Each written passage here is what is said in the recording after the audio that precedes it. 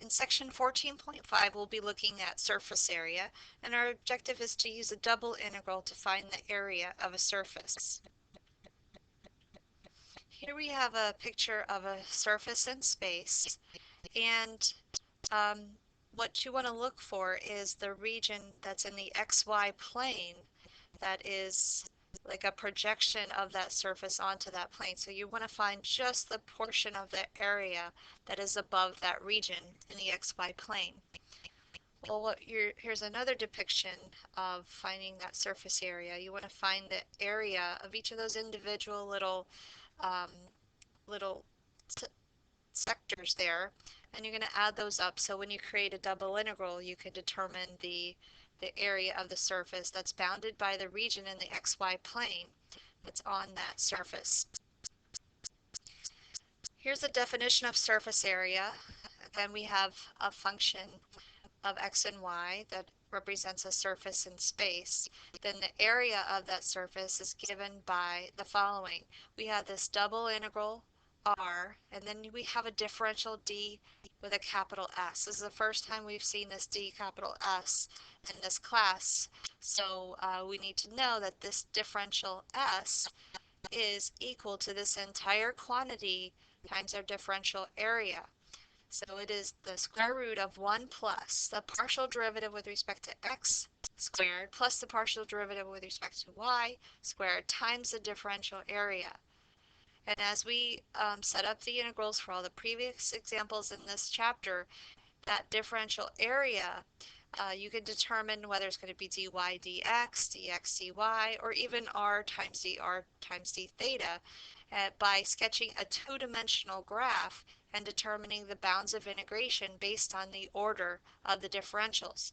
Now recall in probably Calculus 1 and Calculus 2, we found the arc length in the xy plane was a single definite integral from a to b of ds. This is a lowercase s, differential s.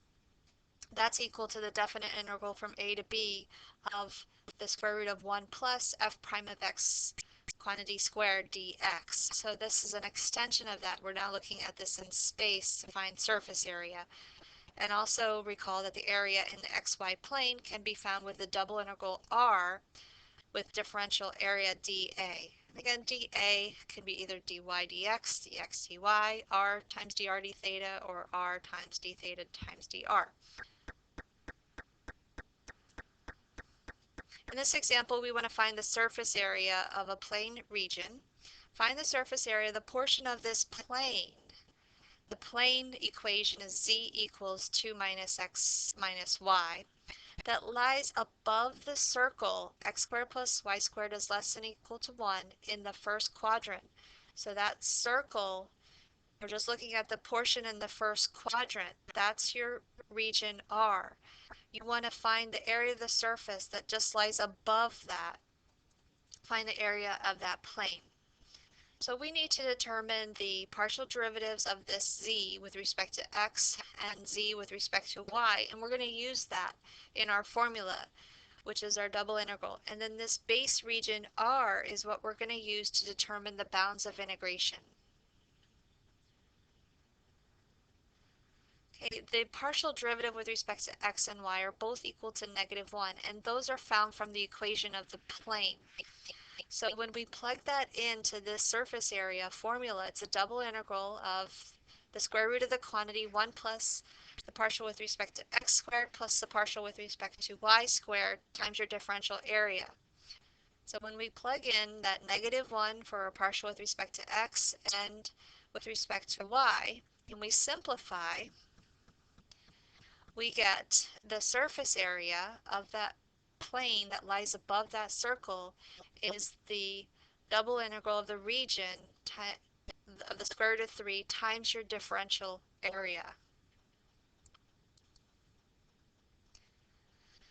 Since this square root of 3 is a constant, you can pull that constant out in front of the double integral, and this is a double integral over the region R of the differential area. And this region R is the region in the xy plane. It was that portion of the circle in the first quadrant. So if we can find the area of that portion of the circle, that is going to be the value of this double integral r, and we can multiply by the square root of 3. Now, since that region R is a quarter of a circle and the radius of that circle is 1, we know the area of a circle is pi r squared. So that area of the total circle is pi, but we're only looking at the portion of the circle in quadrant 1, so that area is pi over 4. So the area of S is the square root of 3 times the area of the base region, and we get the square root of 3 pi over 4 is the area of the surface.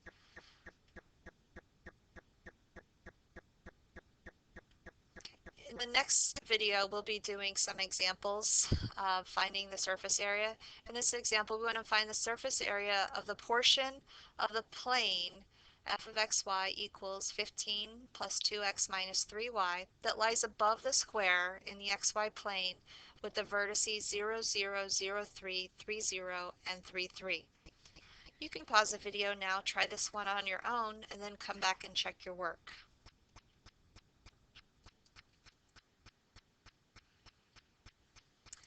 Okay, recall that the formula for surface area is, that's big S is equal to a double integral r of the square root of 1 plus f sub x, that's your partial with respect to x of your function, that quantity squared, plus the partial derivative with respect to y times that quantity squared, all of that, times your differential area.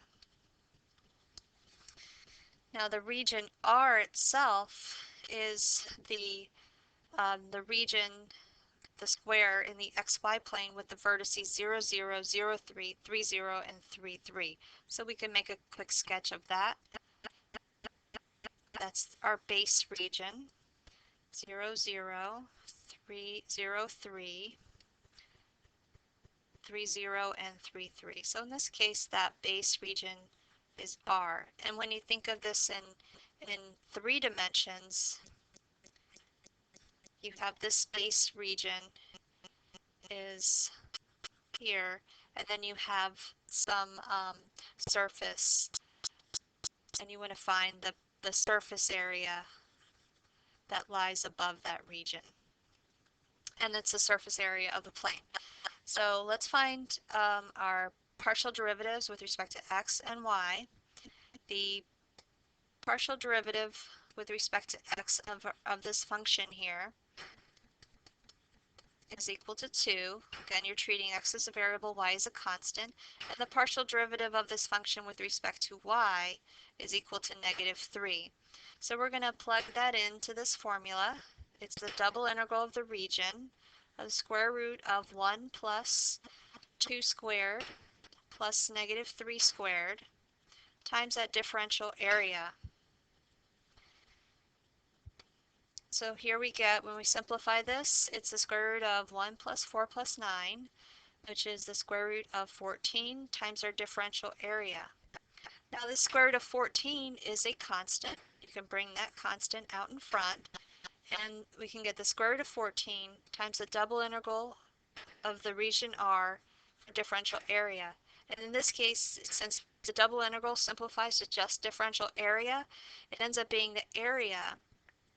That is the area of that region here that is bounded by those points with the vertices 0, 0, 0, 3, 3, 0, and 3, 3. So this is a square, and we can determine the area of a square.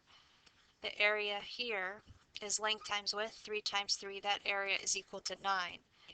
So without even doing any calculus, taking antiderivatives, we can find the surface area, the area of the plane, the portion of the plane that lies above that square is going to be the square root of 14 times that area of that base region, which is 9.